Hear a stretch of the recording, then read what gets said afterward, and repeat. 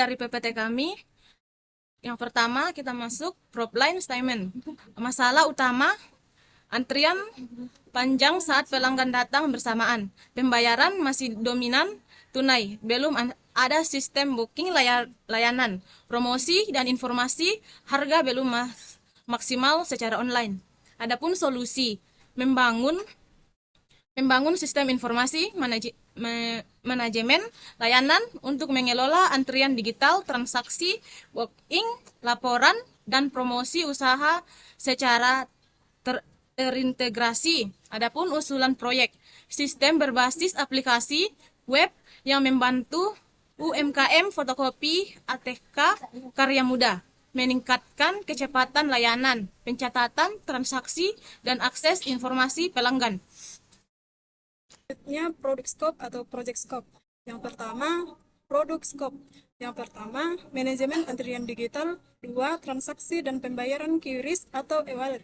Yang ketiga, booking layanan online. Yang keempat, laporan transaksi, pendapatan dan stok ATK. Yang kelima, promosi dan informasi online. Kemudian project scope yang pertama, analisis kebutuhan. Yang kedua, desain sistem. Yang ketiga, implementasi. Yang keempat, testing. Yang kelima, training atau deployment. Output akhir sistem siap pakai, panduan pengguna, dokumen testing, dan serah terima kepada UMKM. Kemudian, work breakdown struktur. Yang pertama, analisis dokumen kebutuhan, user story, rencana fitur yang dilakukan secara 5 hari. Yang kedua, desain, makeup, UI, atau UX, ERD, DFD yang dilakukan secara 5 hari. Yang ketiga, implementasi, modul antrian, transaksi, booking, laporan promosi yang dilakukan secara 15 hari. Yang keempat, verifikasi, black box, white box, bug fixing yang dilakukan secara 5 hari. Yang kelima, deployment, panduan pengguna. Penjadwalan dan definisi aktivitas.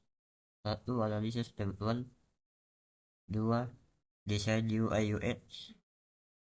3. Implementasi 5 modul. 4. Testing dan revisi. 5. Panduan pelatihan. Slide ketujuh ini ada network diagram dan critical path. Seperti pada gambar pertama, slide ini menampilkan diagram jaringan proyek dan jalur kritis. Network diagram membantu melihat hubungan antar aktivitas dari awal sampai akhir. Critical path adalah jalur yang paling menentukan lama proyek. Pada slide ini, jalur kritis utamanya adalah A, B, C, E, F, G, H, J, L, M, N, O, P, Q. Jika salah satu aktivitas pada jalur ini terlambat, maka keseluruhan proyek juga bisa terlambat. Oke, pada slide ke-8 yaitu Gantt chart proyek timeline 4 minggu atau 28 hari kerja. Slide ini menunjukkan jadwal proyek selama 4 minggu atau 28 hari kerja. Gantt chart digunakan untuk menggambarkan kapan setiap aktivitas dimulai dari selesai. Aktivitas proyek dimulai dari dokumen, kebutuhan, user story, rencana fitur, desain, UI, dan UX, ERD, DFD. Implementasi modul, testing, bug fixing, hingga deployment dan training. Dengan Gantt chart, progres proyek lebih mudah dipantau.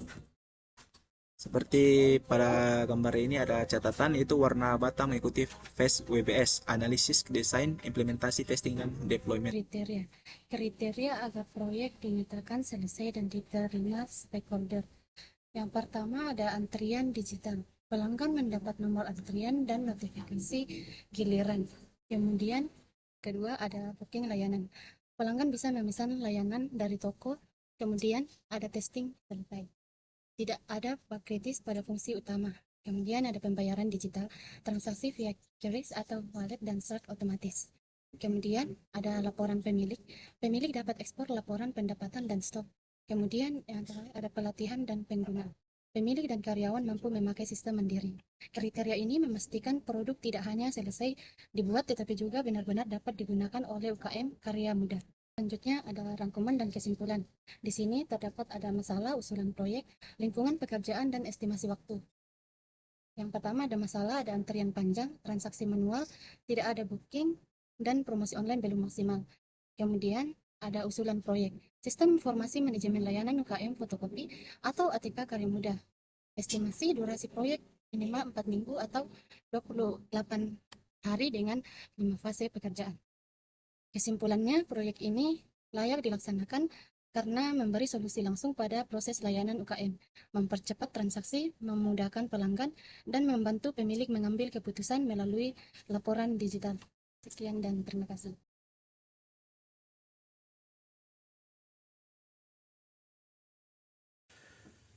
Oke, di sini saya akan menjawab poin pertama. Jika terjadi perubahan ruang lingkup di tengah jalan, jika proyek mengalami perubahan ruang lingkup karena ada keinginan dari salah satu stakeholder, maka tim proyek tidak boleh langsung mengubah sistem begitu saja.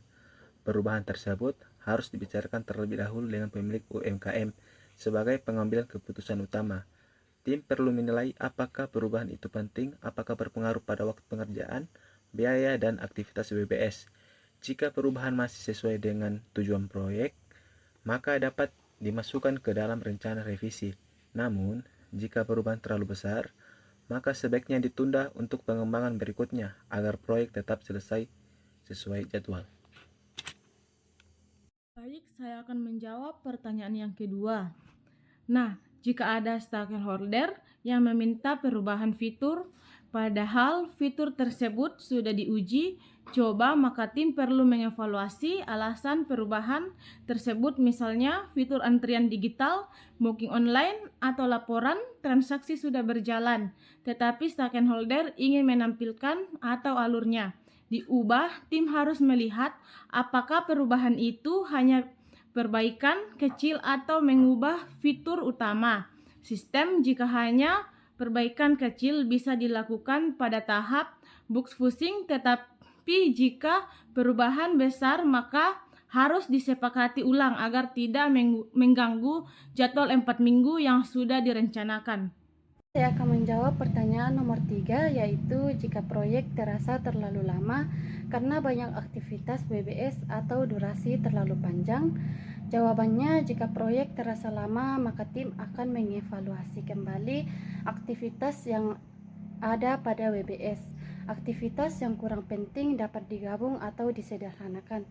Contohnya, beberapa pekerjaan implementasi modul seperti promosi online dan laporan bisa diprioritaskan sesuai kebutuhan utama UMKM.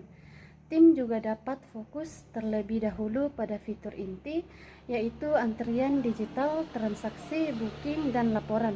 Dengan begitu, proyek tetap berjalan efisien dan tidak melewati estimasi waktu 4 minggu atau 28 hari kerja. Saya akan menjawab pertanyaan nomor 4, keyakinan terhadap proyek.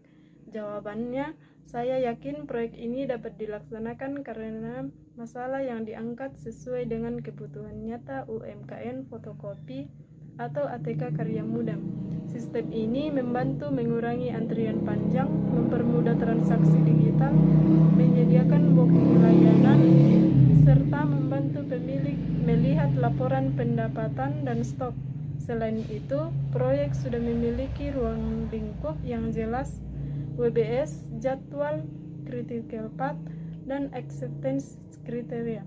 Jadi, proyek ini layak dikerjakan karena memberikan manfaat langsung bagi pemilik, karyawan, dan pelanggan.